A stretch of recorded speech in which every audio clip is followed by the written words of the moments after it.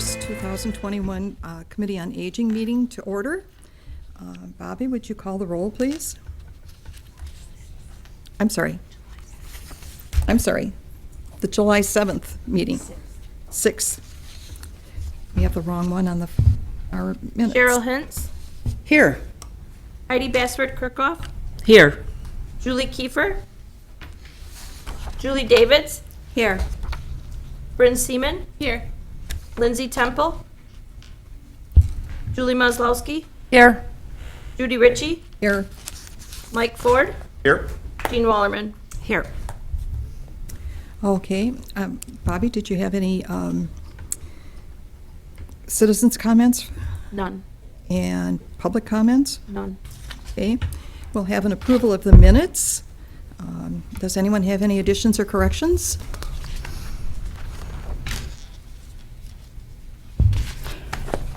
If there are none, could I I'll have a move mo- for approval. Okay, Cheryl Hintz. Do we have a second? I'll second. Julie Maslowski. All those in favor? Aye. Opposed? Okay, carried. And we have today 2 speakers. One we've heard quite the volume and energy this morning. A good way to start out a meeting. We have Rick Thiel, who is with the Oshkosh Civility project. And we'll let you just go ahead. He's actually going to be talking on 2 subjects, by the way.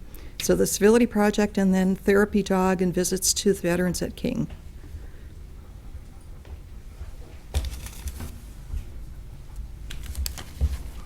Come.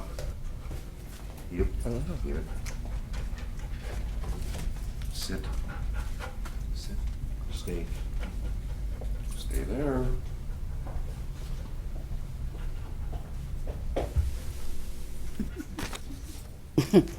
Hi, Stay better. good morning. Did you get a mat? Rename the mat Julie. Sit. Down. And stay. Good morning. As Good morning. Judy mentioned, my name's Rick Thiel. That's a no. Come here. Wherever we go, usually I have to run her for a half hour solid to calm her down because she gets excited when she comes to people. So I'm here on behalf of the Oshkosh Civility Project and try to talk to you a little bit about what the project is about, which will also include a little bit what civility is about. I've been a member for about 5 years, and I'm not sure why I got involved with it. Walter Scott and others started this project about 10 years ago. It's their anniversary, I believe, this summer. And why did they start in Oshkosh? Well, Walter read a book by P.M. Forney, 25 Rules of Civility and Considerate Conduct.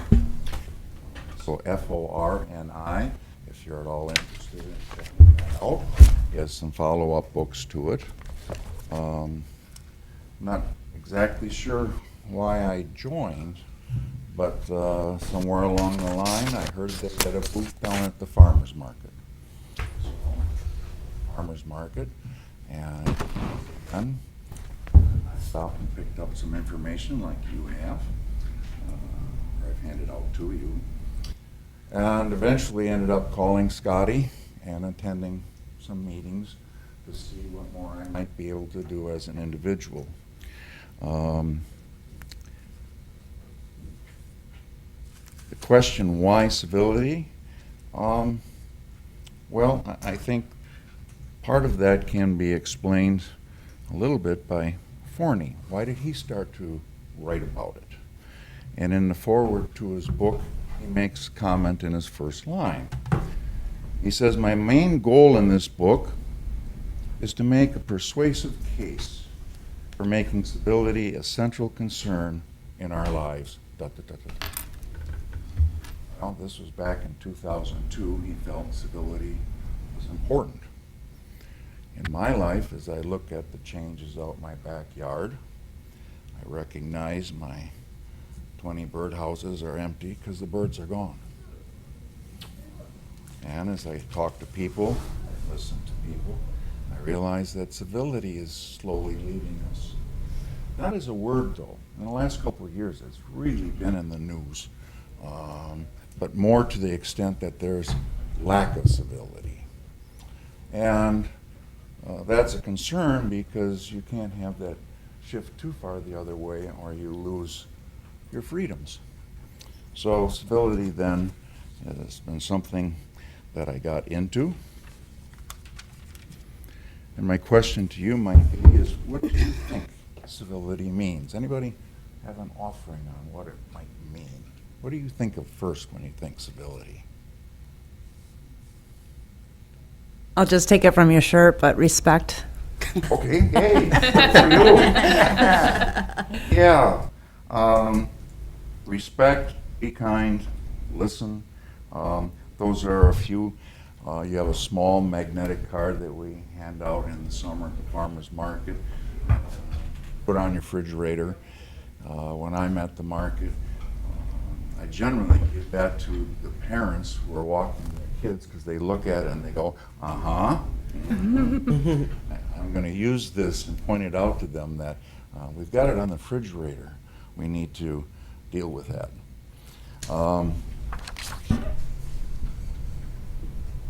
What is a civil person like? Well, you mentioned these. Definition, we always find these people, they go to the dictionary first if they're going to put something in a paper. Politeness, consideration, courtesy. Yeah, I can handle some of that stuff. So in my life, I have always felt better giving to others. And sometimes I'm even a little awkward when people give to me because I feel I've got to quick give something back to them. So I'm not a real big fan of Christmas or whatever. But how to fight it.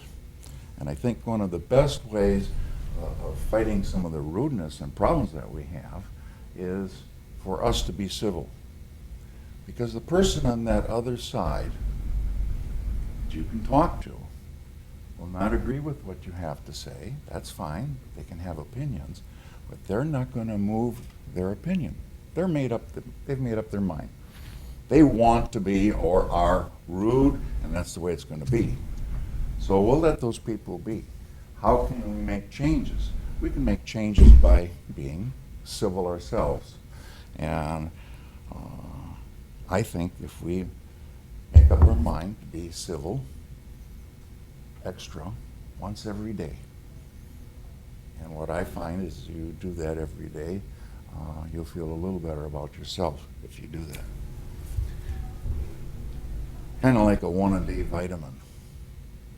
You know, you've got them set out there, and I've got more out there than I wish I had.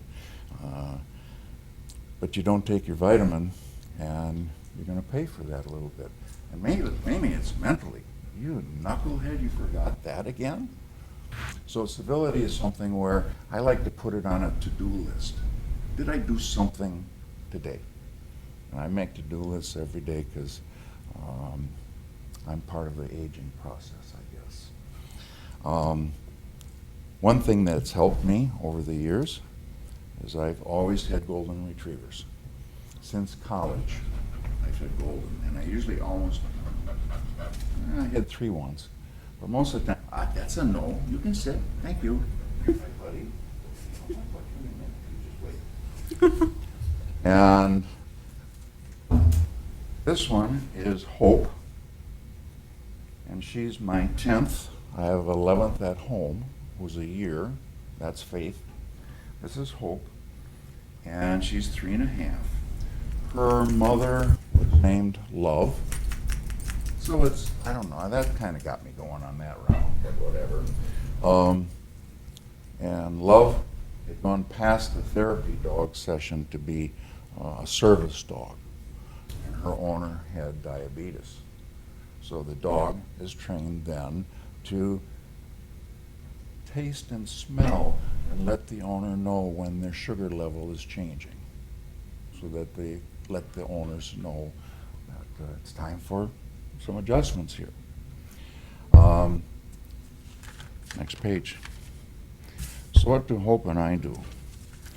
Well, she's been through about 7 sessions to become a therapy dog. She's got the canine good citizen. She's obedient. She's smart. She's kind of a therapy dog to me. The next step, service, I'm waiting for when I'm more disabled, so I can train her then to help me with my disabilities. We started visiting King in Wapaka to visit the vets. Now, I'm not exactly sure why I had that on my list either. Why did I want to do that?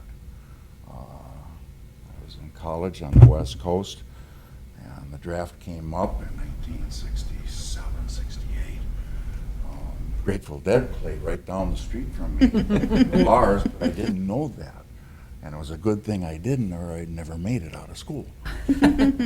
But so I went to the draft, and I was number 13. Lucky me. And they didn't want me. I had had a history of trouble with my ankles in sports. And I have 13 AAA feet, very narrow. They looked at me and they said, "You're not going to make it. We don't want you." Okay, thank you. Didn't have to make any decisions. But for some reason, I've made up my mind that I'm not a big supporter of wars and some of the things we have done in this country, but I'm a big supporter of vets. They've done a lot for us. So we go there about once a month. We visit about 12 to 15 patients, and I run her a ton before we go. Because the first 10 minutes she's really excited, as some of you have seen. And we spend about 5 minutes each with them. Quick story. This was before the pandemic and they had to close. I think she was upset about that too. But we went into this room and this fellow's sitting in his chair next to his bed and so forth. And they're nice rooms and they're neat. I think they do a great job over there. And we start to talk and she comes to sit. Thank you. And she comes to sit by him and she'll stay like that and just let you pet. And she looks at them and they look at her, and it only takes them about 5 minutes to feel a little better. Well, this particular fellow had some stuffed animals on the bed. So she had to jump up and get one of them. And she brought it back and I said, "Oh, no." And the guy looked at me and laughed and he said, "That was really neat." And I'm going, "Oh, okay." He said, you don't want the animal, do you?" I said, no, you keep the stuffed animal. Now that was one of the first few times we went, I had someone with me leading me around to make sure I didn't screw up too much. And when I came back out, because she was just waiting for me to go to the next station or the next room, and she says, "I never heard him laugh." I mean, that kind of tore me up a little bit because he felt good about it, and we felt better. So when I say she's my therapy dog, I mean that. She is not only good when I take her places, but she keeps me going. She's my therapy. So when I have a bad day, my bad days are always better because of her and the other rascal that I also have there. So my advice to you, or my hint, would be add more civility to your life, because when you give to others, it really does make a difference. What else does the Civility Project do? Well, once a month we write articles for the paper. This was in last Sunday. Usually it's in on Sunday.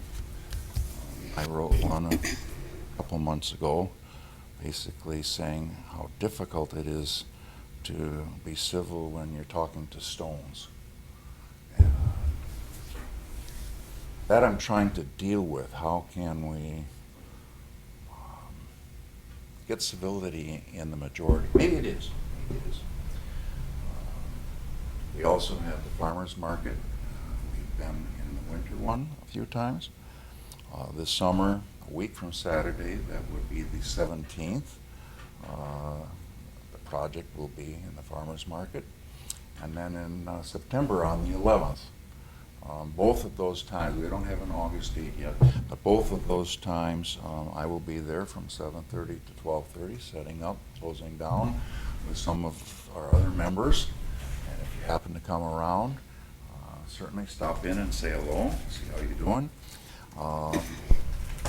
Some of the stuff that you have there, we have on our table in our booth. Do a sit.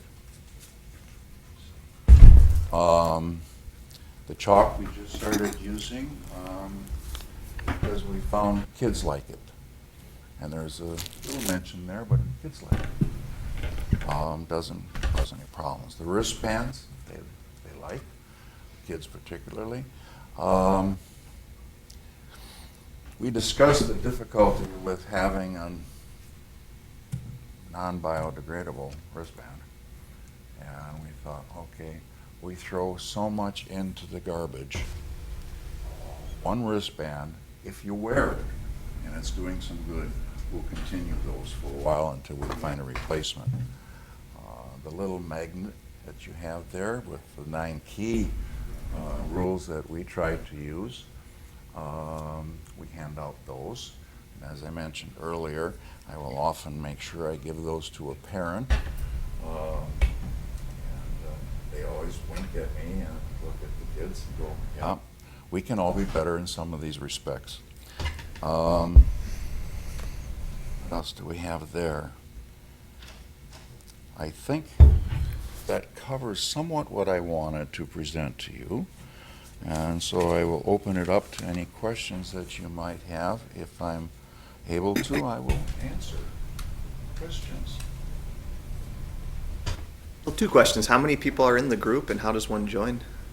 We have about 12 people in the group, and I would simply go to some of your media accesses to the Oshkosh Civility Corp, project, excuse me, and Walter Scott will be the key person there so that you can get involved. It's not a lot of time. We meet 3-4 times a year, and we try to get into the schools. Many of the schools back in the earlier part of our time had those posters in the schools, every room, and we're renewing that effort to do that again. But that would be, or stop in at the booth and pick up info, but you have, I think, enough there if you just contacted the project and Walter Scott. Thank you. Second question. Those were both of them. Hiya! Questions? You mentioned the article in the newspaper. I'm sorry. What newspaper does that run into? That's the Northwestern. Okay, thank you. Yeah. Once a month we do that. And, oh no, your other question was how many people? Hey, you said 12. Oh, I did. Yeah. See, I need my therapy help. Okay, and you were going to have a question. Yes, thank you. I'm seeing a lot of signs around town, starting to see some, that say "Be Kind." They're red and white. Mm-hmm. Is that part of your project? In a sense, it is, but that is another individual, Frankie Moscato. Frankie Moscato. Moscato. Moscato, Yep. that's her. And in fact, she's going to be there with me on the 17th. Oh, nice. So she's made a large effort to do that and is doing a great job, and also has an ad on TV for being kind and working with people. Yes, questions? I was going to say there's another person, and that's Sean Dockery from State Farm Insurance, and he's been going into the schools and recognizing people with what was considered the kindness revolution. And that was the bracelet that I gave you when you came in. And he's done a lot of great things with that, too. So there's these pockets that are starting to overlap, and hopefully it is making a good change for the community. You having the teaching background, the school background, you know, the bullying that can go on and some of the things and how to try to prevent it. So, Well, teaching has been an important part of my life. Back in college, I had someone do my horoscope. I don't know if they're trustworthy or not, but anyway, I did. And teaching was one of the words that kept coming up. So I ended up, my coach at school, tennis coach, started work for him because my sophomore year, he said, you don't have to come out next year. You're not good enough. This was at Stanford, and my coach at that time, Dick Gould, his first year there was mine, and he recruited heavily, and he was right. I wasn't good enough. He was bringing in some really good players. I wasn't good enough. But he ended up asking me if I would help him in some of his camps and programs for teaching, which I did, and I eventually helped build the club and led the building process for the YMCA now, tennis club. So I taught there for a long time. And then my doctor told me after I snapped my Achilles, he said, you need to start thinking of some other things. And after 2 knee surgeries, I said to him, okay. So I got my teaching certificate from Lawrence and taught math at North for 20 years. So teaching, civility, that works hand in hand pretty good. Questions? Okay, I'm all set. thank you very much. Thank you. Thank you. And I think I will leave you. How about you, Pop? She's a good dog. See those eyes? That's one of the keys in training dogs. If they will look at you and you can keep their attention. My little one, when she looks at me, she can do off-lead, figure 8, healing and everything. And then all of a sudden the noise, she's gone. Squirrel. Yeah. Sit.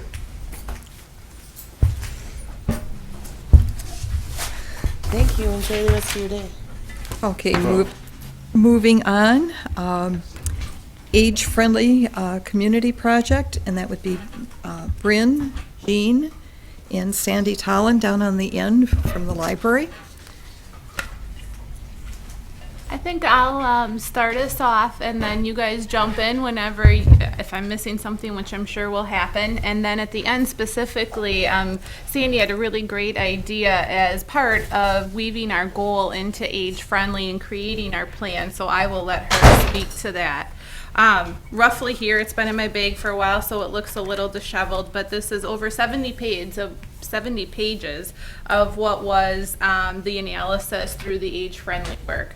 We had 347 responses, and I was able from AARP to get the city of Oshkosh specific data. It was not laid out in this pretty of a format though, so I can forward it on to somebody. And I did pull some data from it, but it's a lot of information to sift through. And generally speaking, I would offer that the county-wide information is very similar to the city of Oshkosh information once it's pulled out. So some of the trends that we saw from the information was that 90% of respondents reported that it's somewhat or extremely important to stay in their own home. 60% reported that they are wanting help to live independently, and that's a factor of their ability to stay in their home. And I think this is pretty awesome. 66% rated very good or excellent for their current community as a place for people to live as they age. So I think you pull from that something we've known for a long time. People want to stay in their home as long as they can, and they just want to know how to do it. What are the resources available, and how can we make that happen? And it's amazing. I thought for sure I'd see a lot of statistics showing trends about people wanting to move to a warmer climate or relocating, and actually that wasn't the case. People want to remain in the community that they have the connections with, and probably family too. There were definitely a lot of areas for improvement, and I think with the age-friendly work group, we pulled out, I'd say maybe 4 or 5 in our email threads and our discussions of some of those things that we felt were most important and opportunities for us to capitalize on. The first was that 41% are not sure about home repair services for lower income older adults. So a lot of this is areas of improvement just based on education. Some of these programs exist and there's resources. We aren't doing a very good job as professionals or just knowledgeable community members sharing that information. The other standout was 45% are not sure about specialized transportation services for people with disabilities or older adults in their community. 83% of respondents do not participate in continuing education or self-improvement classes or workshops in their communities. I think that was probably one we had a little bit more discussion about because we feel like we have a lot of opportunities, volunteerism at the library, within our community centers, and yet people have not seen that as a type of self-improvement or classes that they feel engaged in. And then lastly, between 48 and 63% were not sure about older adult workforce options and or volunteer opportunities.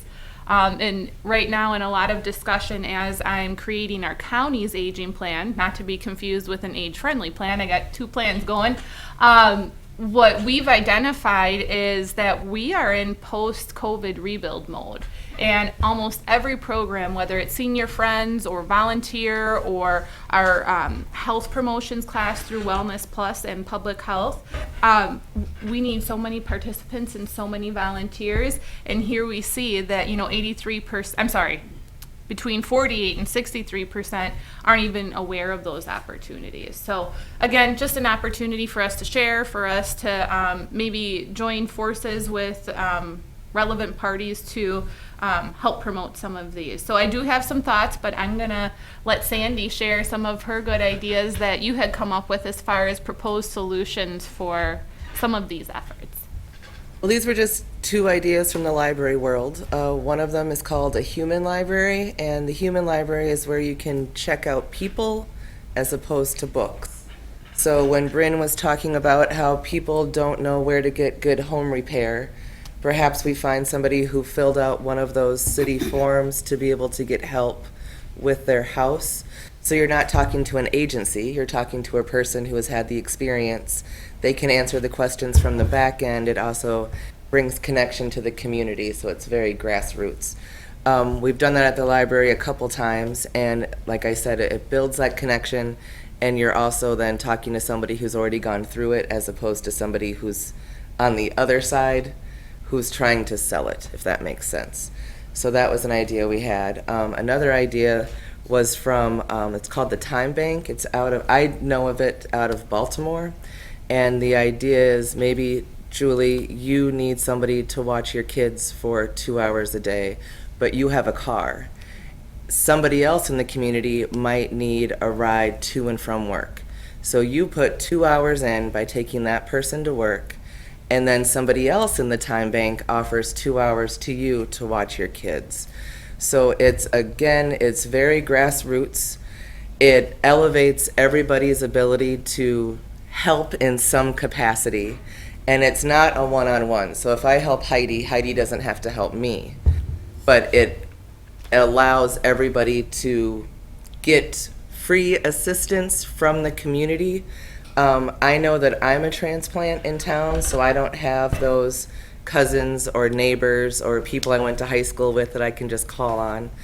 I've also been working with Connect Through Tech through the Senior Center, and I hear every time I'm there, I wish I had somebody that could just sit down and show me how to do this. So I hear that there is a need for people to make these connections. So again, they were just ideas that we threw out, but there were 2 ideas that I thought could really help and leverage a lot of the good stuff that Oshkosh already has, and also kind of alleviating that social isolation that we're all feeling after the pandemic. Was that a good? No, those are perfect. I think that, just to add on to that, we had some discussion about possibly pulling in senior expo opportunity, and maybe in years to come coordinating an effort that really focuses on aging in place. And we had some conversation about a how-to manual. I don't know exactly what that looks like, but there are a lot of resources within the Aging and Disability Resource Center that I think people don't know about, specifically when it comes to benefits, or when do I start learning about Medicare, or what would be the ability to rehab a home, or not maybe even rehab, just renovate a home in such a way that it's more accessible. Trying to lay the foundation to truly age in place and feel comfortable with the supports that you have. So those are some of the ideas. We're doing a lot of brainstorming right now, which I think is very healthy, bringing the information to people like you to solicit feedback. And then when we identify additional folks that we need, we'll be sure to bring them to the table. Just to give you some quick idea as to who is at the table right now, we have the public library, of course we have the senior center, we have public health, so 2 representatives from public health typically attend, and we have the ADRC attendees. We do have Jeannie, part of the Senior Expo coordination, so she's a part of that, and hopefully we can capitalize on some of her good work, because I know she has a big network, and I'm probably missing somebody else. Oh, Julie, you're a part of it. You can speak up. Yeah, so it's growing, and I like that. You know, there's tentacles into the community, identifying the right people who have motivation and who have, I think, the network and the pull and the power to really make this happen. So I appreciate any feedback or thoughts on the information. We'll capture it and bring back updates as we go.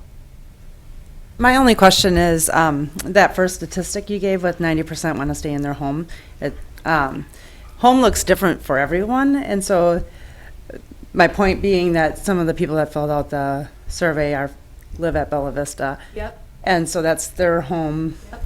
So I just want to point that out. No, that's, I think, important to know. And sometimes home, too, is identified in a community. So as long as I can stay where I know where my grocery store and my farm, my pharmacy is, and I can have some relative access to that, that very much could be somebody's definition of home. So it can look different for everybody. I'll make a comment. It's a thank you to Sandy. Yes.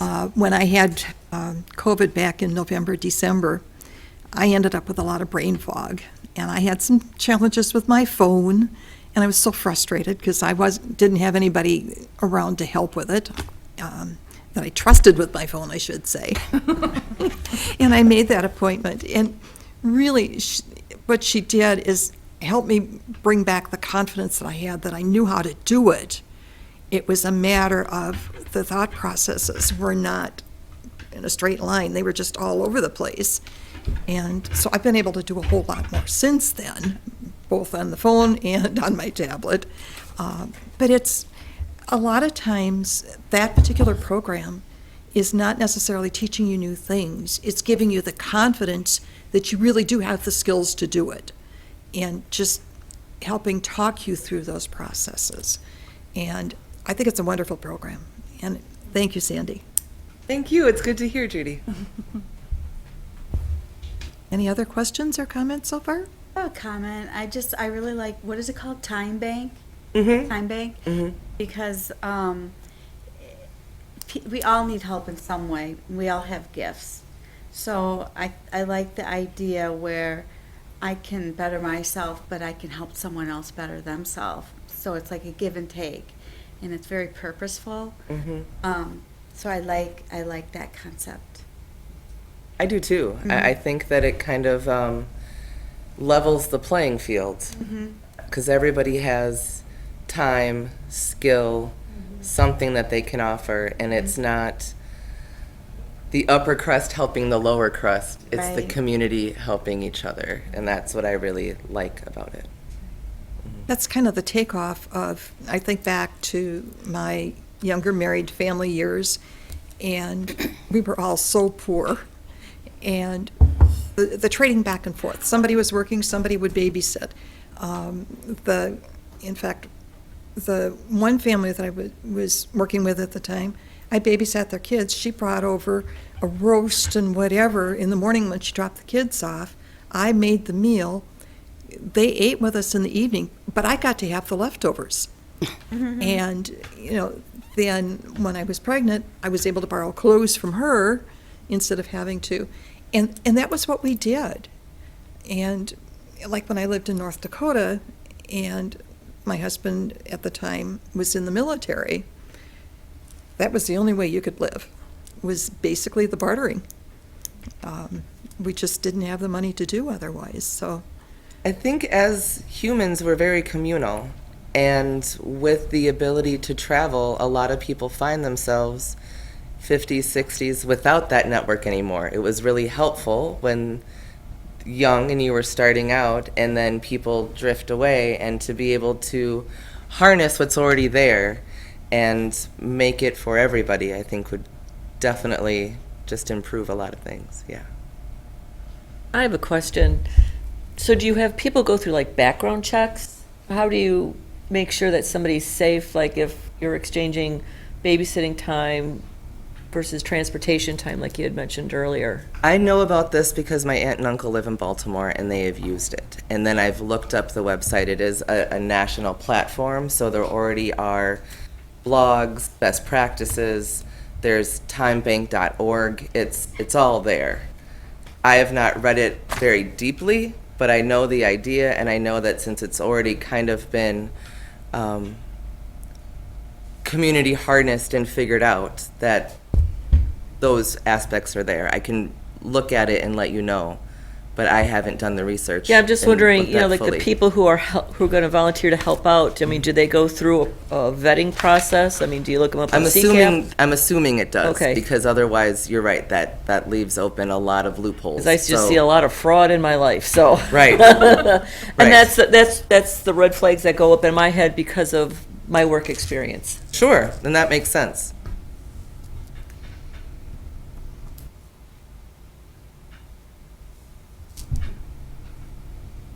Else? No, that's all I have for age friendly. Okay.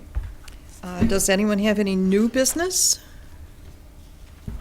Then we'll move on to other business and the upcoming ADRC and community events for older adults. I just am gonna get in the habit, I think, of bringing this for you guys each month, and you, just so you know though, and some of you might already get it, they are all available to anybody to print, to download. Some of you might receive them from our listserv already. But it has good information monthly. They're getting bigger and bigger, so we are trying to make sure that we aren't letting the newsletter get away from us at the EDRC, but I think that it's very helpful, especially when I find out, the percentages of unknown resources. So trying to find ways to make sure that we're reaching the community. If anybody wants to receive it as part of the listserv, we can send it electronically instead of paper. So just let me know and I can take down your email address and add you to the list. And I think one last thing I would offer is that on the calendar of events, if there's anything you see that's missing or you would like to add, please let me know. We're trying our best to keep it updated, both with public health support. They have access to our calendar and our staff have access because we do have the Google Translate feature. So in an effort to try and reach individuals who don't necessarily have English as their primary language, making sure that there is up-to-date information for anybody to learn is really a focus of ours. That's it. I'm sorry. Oh, the wheelchair wash, and I didn't bring the, We do have a graphic, I think. oh, do you? Scott, can you put up the graphic for the wheelchair wash, please? And if I don't have it now, Oh, just a second. See if I can find it. I'm gonna be attending it, I just don't remember. There's a wheelchair wash coming up towards the middle or end of the month at JNR Service, Auto. Auto Service. And there's entertainment, safety checks on the wheelchairs, a little bit of food, snackies, well attended. And we did have a graphic that we wanted to put up, and I didn't have it on my calendar here. Did you find it? Oh, we do have it up there Oh, now. very good. Thanks, Scott. Saturday, August 21st. Okay. Next month. So we'll put that up again next month also. That's the 7th, right? I'm I sorry. see the 7th. You're right. It's Saturday, August 7th from 10 a.m. to 1 p.m. JNR Auto Service at 629 North Main Street. Appointments are encouraged, but certainly dropping off is okay, or drop in. To schedule an appointment, there is a phone number with Make the Ride Happen, 920-225-1719. Can you share that information with me, Bryn, and I can get it on the library's Facebook and Instagram page? Yes, ma'am. Thank you. And I think that that would be one of the other things is we need to bring you into the mix of getting the information more frequently, because there's a lot that can go on Facebook and all the other social media that each of us tend to forget about. And collaboratively, if you don't mind being sort of the point person, I think that would be great, Judy, yeah. that would help us in one of our goals of improving, the communication and the visibility of this particular committee and the services in the community. Definitely. Okay. So we'll keep you as an ad hoc person with us. Thank you. So we do have a little bit of time here. I do have another community Okay. event. Go ahead. I just have one community event that I wanted to share. Our Friends of the Senior Center is putting on Food Truck Friday. If you have not attended, a couple of years ago, they did not host their food trucks in 2020. So this year, they're doing one food truck, August 20th.